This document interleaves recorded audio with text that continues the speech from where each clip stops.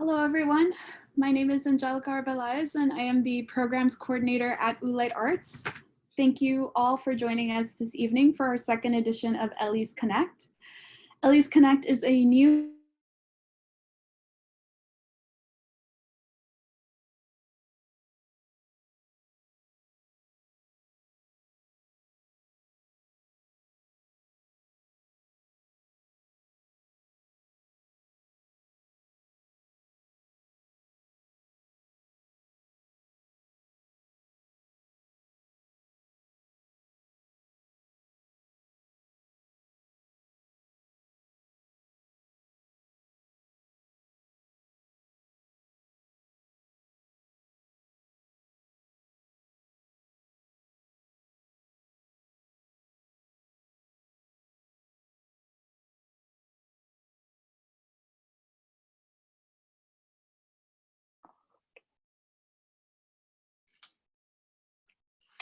Sorry, everybody.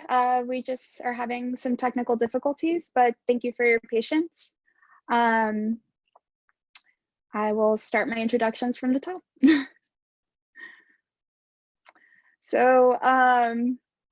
Hi, everybody. Thank you for being here. My name is Angelica Arbeláez, and I am the Programs Coordinator at Oolite Arts.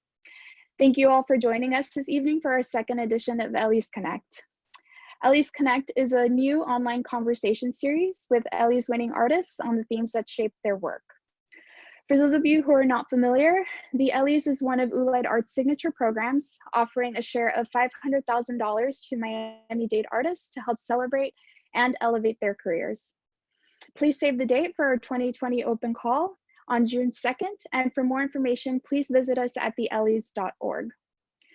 Before we begin, I want to encourage everyone to submit their questions using the Q&A feature at the bottom of your screens. As tonight's moderator, I will be selecting and reading out your questions during the Q&A at the end of the conversation. Tonight, I am thrilled to have Ellies winners Jenna Balfe and Morel Doucet in conversation. I'll read a little bit about each of our speakers, and then we'll get started. Jenna Balfe's performance art practice focuses on reconnecting the cycle between the self and the natural world. By realizing the existential value of nature and our undeniable tie to it, Balfe believes we can rediscover our empathy. This discovery can allow for a pathway to a sustainable partnership between our own individual psyches and reality, ourselves to plant and animal, and eventually a recursive loop between all elements. Morel Doucet is a Miami-based multidisciplinary artist and arts educator that hails from Haiti. He employs ceramics, illustrations, and prints to examine the realities of climate gentrification, migration, and displacement within the Black diaspora communities. Through contemporary reconfiguration, his work catalogs a powerful record of environmental decay at the intersection of economic inequity, the commodification of industry, personal labor, and race. Without further ado, I want to invite our two speakers to join me on the virtual stage. Hi. Hello. Hi, guys. Hey. Hi. How's it going? Pretty good. That's great.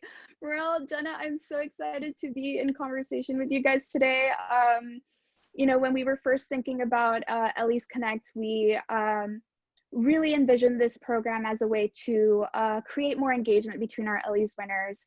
And, you know, we also wanted to find ways to show how similar our Ellies winners can be. And in addition to that, we, you know, are gearing up for our next open call, as I mentioned in the introduction.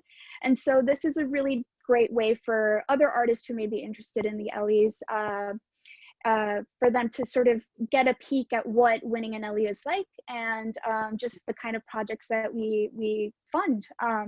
So I think a great way to start is to just have both of you tell us a little bit about each of your Ellies projects. Jenna, we'll start with you. Cool. Hi, everybody. So my project that received an Ellies Award was called Transnaturism, and basically it's a play on a theory by Ray Kurzweil called the singularity, and it's a transhumanism.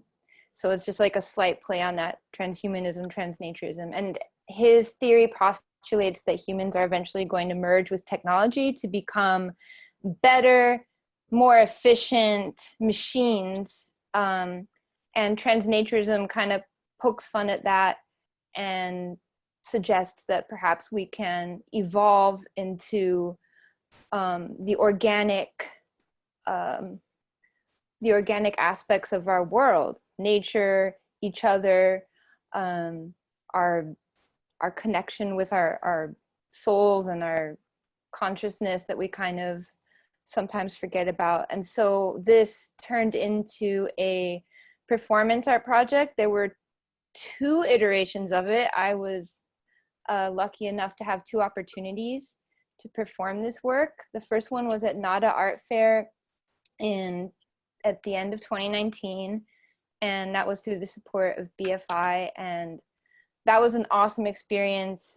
We built this huge, crazy log, which kind of represented like the dissonance of human struggle with nature. It had like a sail on it and wheels, and you had to push it, and it was like very Sisyphean, like pushing the rock up the hill.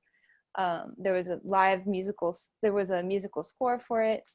And then the second iteration was Metro Movement, which happened in downtown Miami, and that was also supported by BFI. And it was like this tour through downtown Miami using the People Mover to get around and walking, and there were different performances at all these different sites where people were representing this kind of dissonant connection to the city and to each other and particular architectural elements, but also working in this connection to nature and how it could work, and kind of at times tongue-in-cheek looking at like the combination of the 2. So Very cool. Morel? Hi, everyone. So my name is Morel Doucet. My Ellies project was titled White Noise, When Raindrop Whispers and Moonlight Screams in Silence. So my entire project was a accumulation of 5 years of work. The exhibition was held at the African Heritage Culture Art Center, which is the sort of nucleus here in South Florida when it comes to Attapata in that neighborhood. And so the basis of the project essentially started off with ideas of what is going on in the ocean with the bleaching of the coral reefs. And then from that initial project, it evolved to how communities of color were being affected. And so really the entire exhibition is a giant allegory of different forms of conversation. And so throughout the exhibition, I essentially invited the viewer to navigate the exhibition, but it was in the same sort of context. I guided them sort of in an invisible way based on how the layout of the exhibition was. And so when the audience entered the room, they were first encountered with a installation at, it was a long bench, about 16 feet long. And on top of the bench were ceramic fish. And the title of that exhibition, the title of that work was called The Ocean Dances Over Sun-Buttered Mountain. And you know, with a lot of my work, I use allegory in order to communicate my message. I tried not to direct the viewer by kind of like encourage them to kind of explore the work. And I use beauty, a little bit of grotesque in order to communicate that information. And so Jenna, you know, your project was incredible. I had a really great time looking through the videos. And one of the images that really stood out to me was the one with Misael next to the water. So I don't know if you couldn't sort of elaborate that on for the audience a little bit. yeah, sure. So that image, I think we actually have that one here, but it's basically, so the nature of the work, it's like a score. So there's choreography, there's a theme, there's a narrative that people are working within, but people are also left space to be inspired by the moment, inspired by the audience, inspired by the space. And so in this particular scene, we were on the rooftop of I call it the Centrist building. It's that building in downtown Miami that lights up like purple or green or whatever on whatever holiday. And they have this area called the Sky Lounge that's like all coral and has these beautiful pools and trees and ficus growing over the coral. And it's very like decadent. It's like this decadent oasis in downtown Miami. And this was the finale for the Metro Movement performance. And so at this point, this is the second run of it. You know, each performance takes a long time. We're deeply involved in this narrative. At this moment, we're like in the last place on earth that has any trees. And it just happens to be this building. And so we've all kind of like dragged ourselves here, struggling through like this existential crises of connecting to each other, connecting to architectural structure, connecting to these old bits of technology that no longer are used for what they're intended for. And Misael, who's an amazing performer,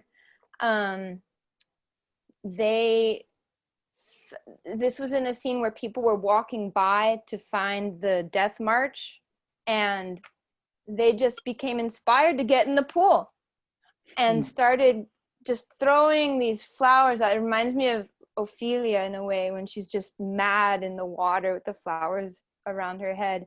And they were just throwing out these flowers and brushing them on the keyboard. And to me, it was just such a beautiful culmination of a lot of the intention in the work, where you have this beautiful bouquet of flowers that obviously you can't pick anywhere. You know, you have to buy it from somewhere, but here we are in the end of the world, so that already doesn't make sense. It's a keyboard that's kind of being used as like a pet or like a soundboard, who knows? And there's Misael just in this total like reverie of sort of indulgence, giving up all at once. And so for me, it's just it really encapsulates a lot of the feeling of the work. Wow. So I was also kind of interested, as an artist, how do you identify the sites for your activations? Sure. So I also am a musician. I am in a band called Danzi, and I'm the lead singer. Sometimes I play guitar. If any of you guys are watching, don't laugh. And I also, I garden. I've been gardening a lot, and I consider that to be art, straight up. Cause like I'm out there, the garden is in the front of the house. On the side, I was able to put 2 plots, and people are always talking to me and like coming around, and they literally want to know what grows in my garden, you know? And I feel like that's like the, you know, like the heart of my art. It's like people are like talking to me, and sometimes I try to get these complex ideas about like art and theory and blah, blah. And I'm just like, no, like I'm here, I'm touching my squash and talking to you. Like, Well, Jenna, you bring up something really interesting in that when all 3 of us first met and we started talking about what this conversation would look like, you guys like weren't really that familiar with each other. And I think the beautiful thing about this program is that it brings people together that, you know, share similar interests, similar, you know, research topics. And Jenna, during our first meetings, you shared something really touching about your experience growing up with nature, and you described nature as a playmate. And Morel, I feel like you identified with that, you know, a lot, which, you know, I think is what was really special about that interaction.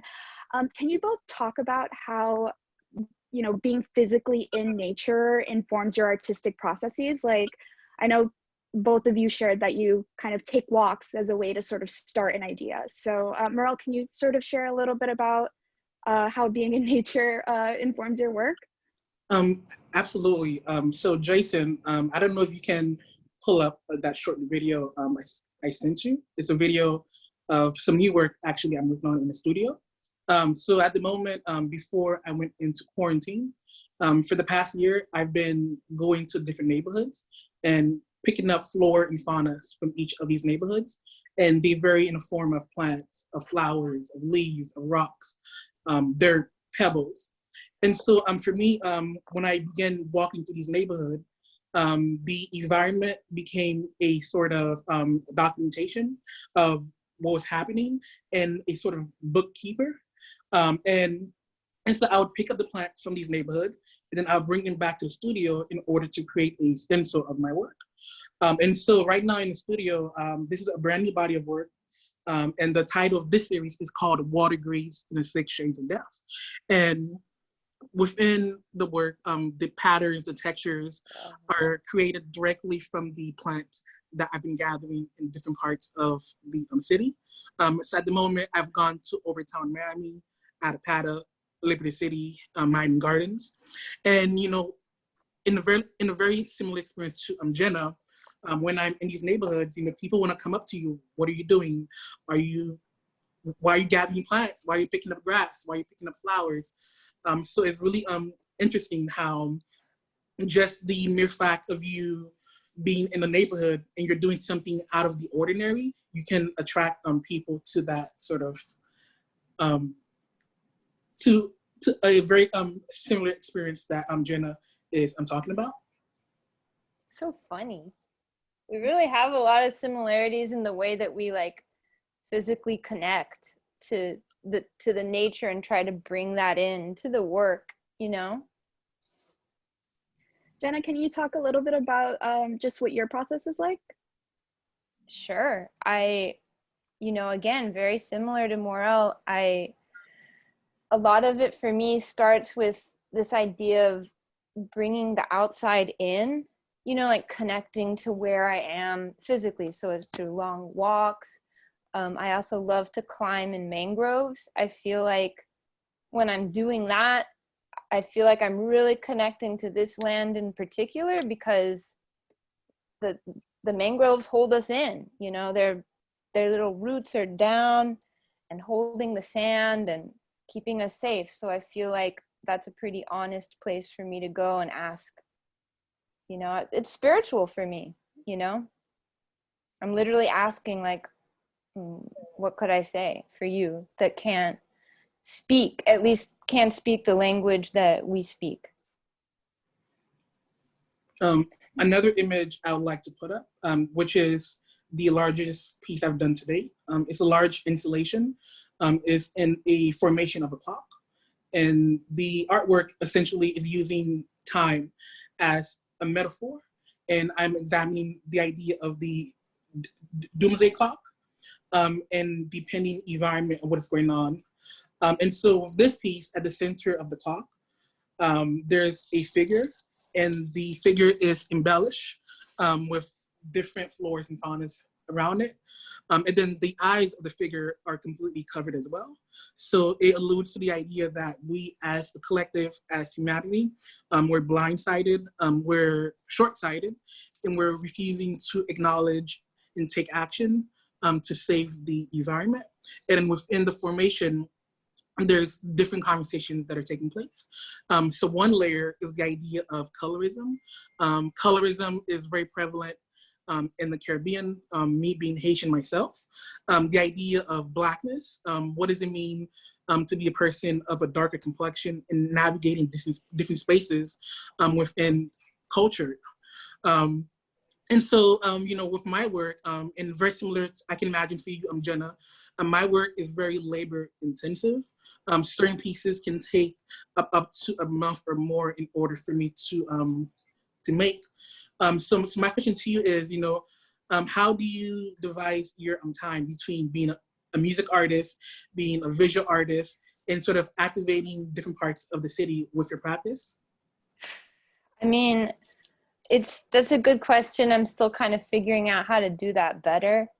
I found that the way it's been working best for me is to really find ways where everything connects so that I can kind of like double up on things. You know, it's like when I'm dancing, when I'm trying to think of like a particular movement pattern for something, sometimes I'll dance to Donzi music, even if I'm not going to set it to that, like as a warm up, or like, you know, I think of, sometimes I'll mix things up, like the lyrics to a Donzi song could be from a narrative from one of these performance pieces, because they often start as poems, you know? So I think that's one way that I deal with time. I know that in your work, I know that, you know, it takes, each piece, like you said, can take an incredibly long period of time. I wonder if sometimes during that process, do you ever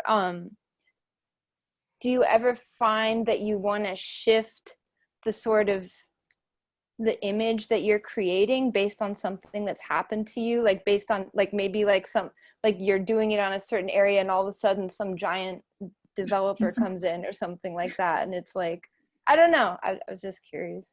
So with my work, the way I've been able to kind of deal with the slow kind of process is by working on multiple works at once. So in the studio, I can have anywhere from 6 to 10 pieces around me. And, you know, every day I come in, depending on my mood or whatever the work is telling me, that's what piece I attract to. With my practice, I'm not solely confined to ceramic. So I do use other kind of mediums depending on photography, printmaking, silk screening in order to inform the work. And then with my practice also, it's very important that the information is factual. So I use different forms of data, from the CDC, from the environmental protection, from the Everglades. So for me, my work is about taking information and how do I break down the information and presenting it to the audience that it's giving them freedom to understand the context of my work, but then at the same time, they can still appreciate the beauty of the work for what it is, So I don't force the viewer to try to get a deep meaning from my work. If they want to appreciate the work for what it is, then they're welcome to leave it at that. And so for your work, do you expect audience to engage in the performance, or what do you want audience to get from the work when they come in contact with it? Oh, you're breaking up a bit. Can you hear me? My audio might be off. Hello. Yeah. Can you hear me?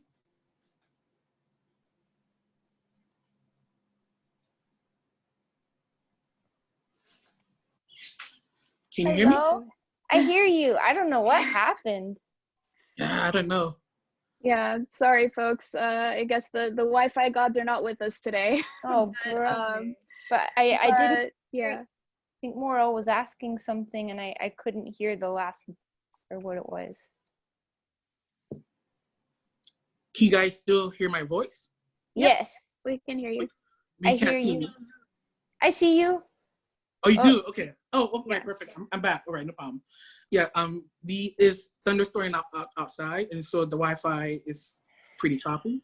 So my question was, do you expect audience to interact with you as an artist, or can people just be a bystander in the work? Right. That's actually something I've thought a lot about as an artist. I like to give people the space to interact and even become part of the work, but I don't like to make people feel threatened or like almost like I expect them to be part of this and I expect them to feel something, because people are going to feel what they want to feel. Sometimes I can have the best intention in the world and someone's just like, wow, like this totally like stinks, or like this doesn't relate to me, or like actually this really triggers me, like. And so I don't like, if I'm kind of like forcing someone to like be part of it, I like to leave space for people to even feel comfortable enough to leave, and that's like, I feel like for me, that's how I also, that's me working through my ego, that's like a way that my art helps me to be I hope, a better person, or at least a more understanding person in some way. I have something I wanted to ask you. There was one, your porcelain work, the busts, you said something that you use porcelain to elevate nature. And when we were talking before, you explained a lot of what went into that and why you chose that and the different prints and designs. And I just thought that was such an interesting, powerful usage of materials and understanding these different symbols that are used to represent wealth and value, and just kind of like how that then relates to nature and how we use nature and this whole, I just wondered if you could speak about that a little bit, because I think that piece is really wonderful. Thank you. So for the audience, so for me, I use my ceramic work, as Jen was saying, to elevate nature and to give it a platform of high status. Within our human history, when it came to porcelain ceramic, at a certain point, porcelain had the same monetary value as gold. And so whenever you went into someone's house of upper class, of a certain status, they would have a piece of porcelain near the mantle of the door, near the fireplace, as a symbol to kind of see in their home. And so for me, I use porcelain in that sort of context to elevate nature. And so with this piece in particular, up on the screen, it's called Skin Congregate on the Eve of Every Mountain. And this piece is really talking about the idea of colorism.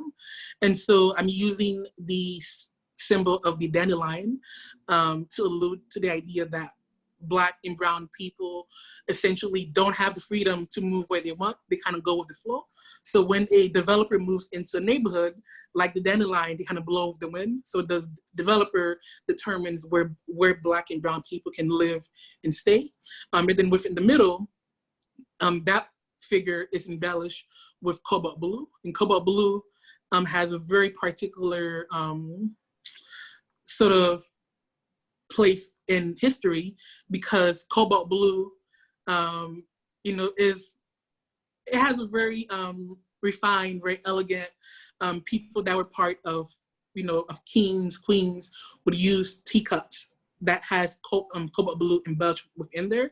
So the middle is essentially for our white kind of allies, using their power, using their privilege to do something about it, which is why that figure is grounded in the middle and is looking directly at the audience. And then in the back is the other, they're hidden in the back. Those stand for the undocumented immigrants, those that are present, but they don't have the political status or the legal status in order to take a form of action. And so, so I use these very small kind of nuances within the work to create and juxtapose bigger kind of meaning within the work. But then in the same context, as I said before, the viewer can appreciate it for the beauty of it, or if they want to engage in deeper conversation about the work, then there's all these different layers within the work. I don't know if you want, let me kind of bring it back to you again, so for me, ceramic, is very important. I've been using ceramic over the course of the last 10 years. And, I've been using it, it's important for me. Ceramic is the only material when it comes to art that interlace history, culture.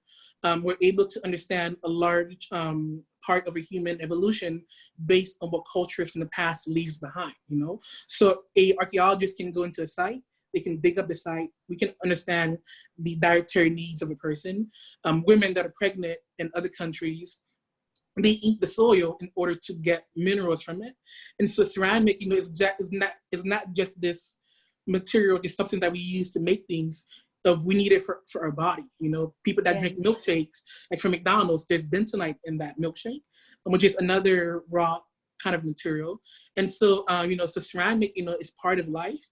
We use it in cosmetics. We use it in our everyday means. So for me, it's an important material. I think of it as something that has a magical kind of realism when I think of that material.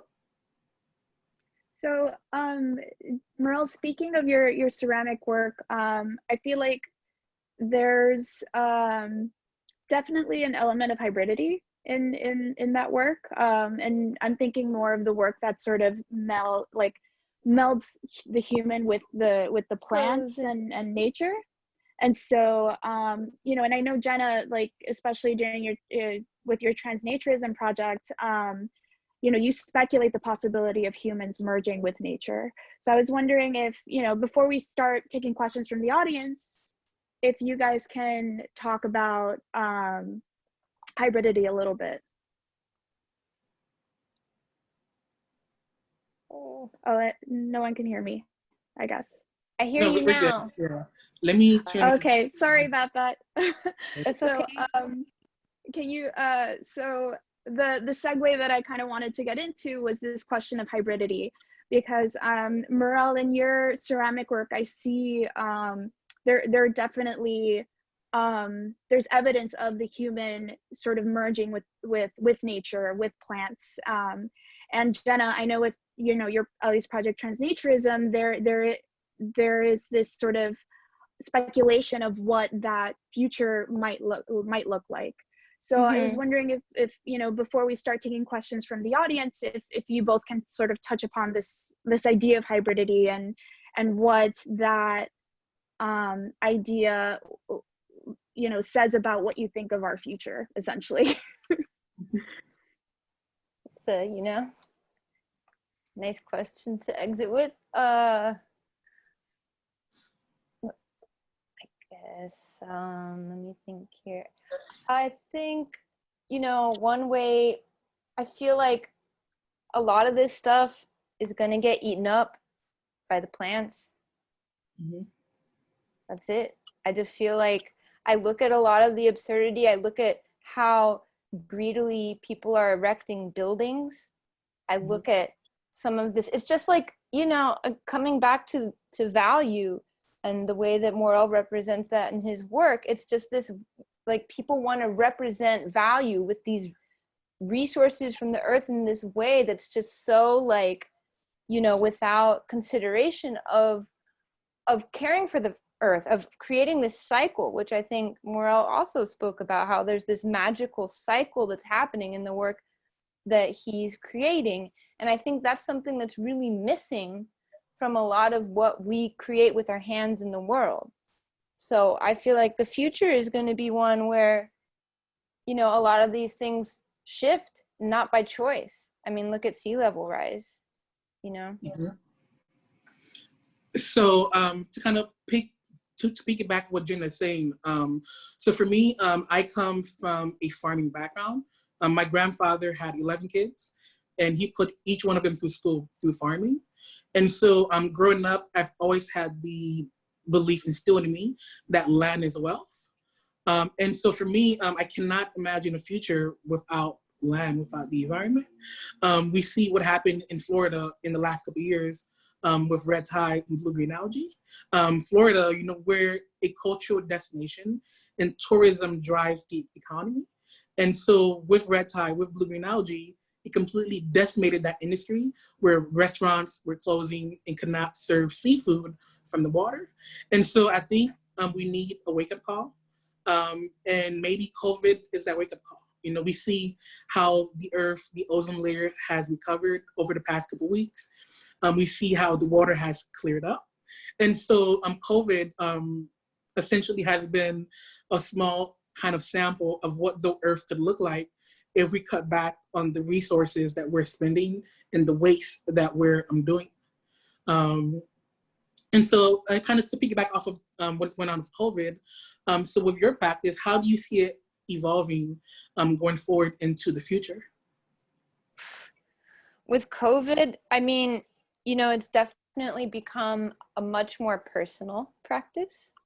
A lot of my work depends on other people, other bodies, physically touching other bodies. So it's really forced me to look within and really think about how, you know, I can communicate to people without being in their presence. So that means video in some cases.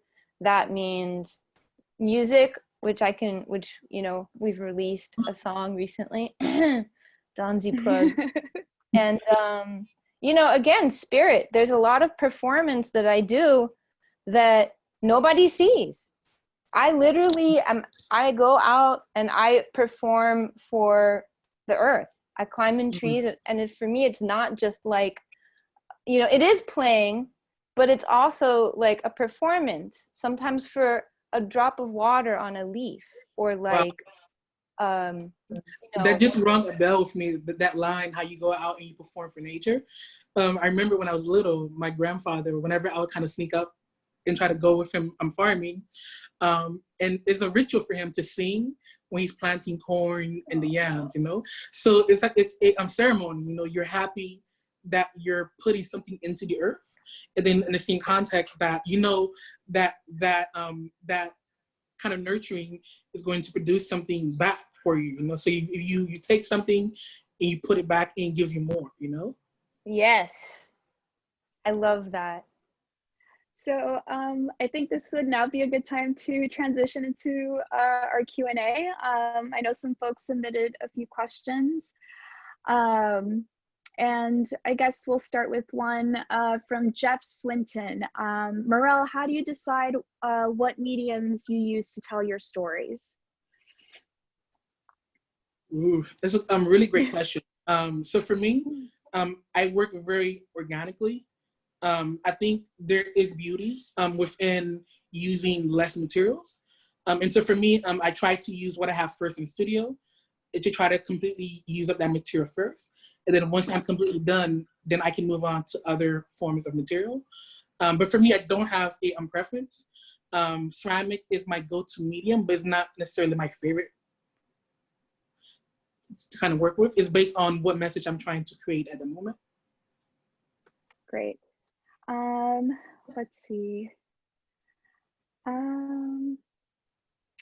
Well, we have another question from Lou Fuller. She says, your work, I think is she, yes. Your work is so important to our survival. What unfinished questions do you both see in your work, and what are some ways that we will transform or must transform? And maybe you guys can speak to this specifically as it relates to your respective Ellies projects. Sure.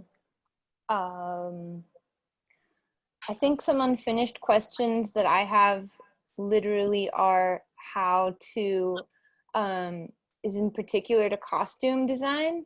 Actually, I really want to use costume design to convey a message of how it could actually physically look, like the sort of like merging of nature with materials and being worn on the body. And I've been experimenting a lot with invasive species. That's a whole other conversation, but invasive species and clothing and materials. And so that's something I've really been looking into recently. To kind of piggyback on what she's saying, so right now, in the studio, I'm working on, you know, a brand new body of work. You know, so with that piece, the series is titled Water Grieves and the 6 Shades of Death. And so I'm looking at the history of water as a vessel that has lived on the planet since the beginning. Water has been at the forefront of the 6 last decades of mass extinction.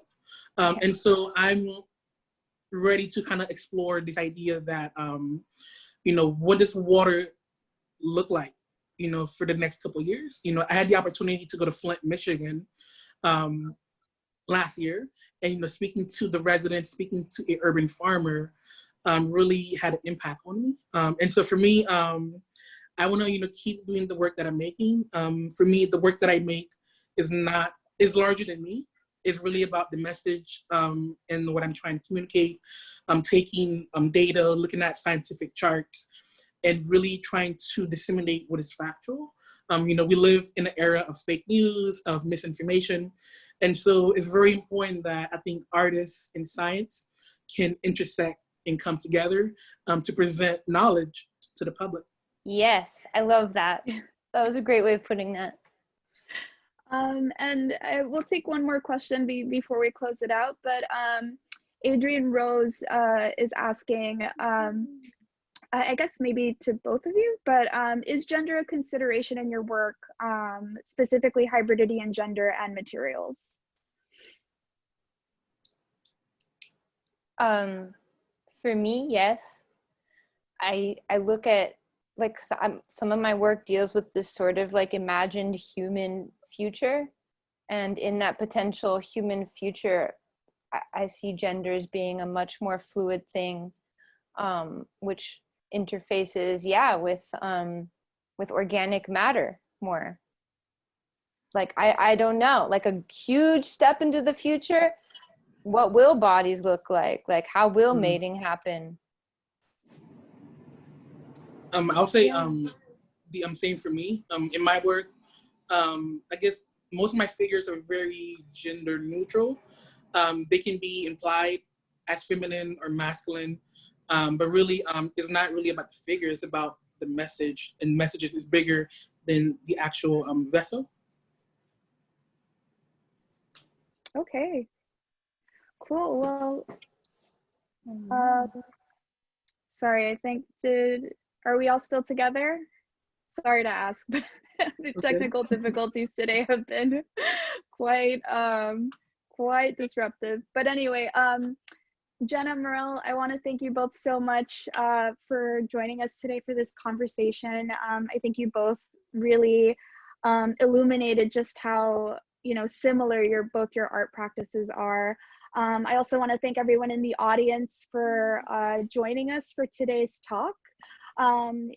Please save the date for our Ellies open call, which opens on June 2nd.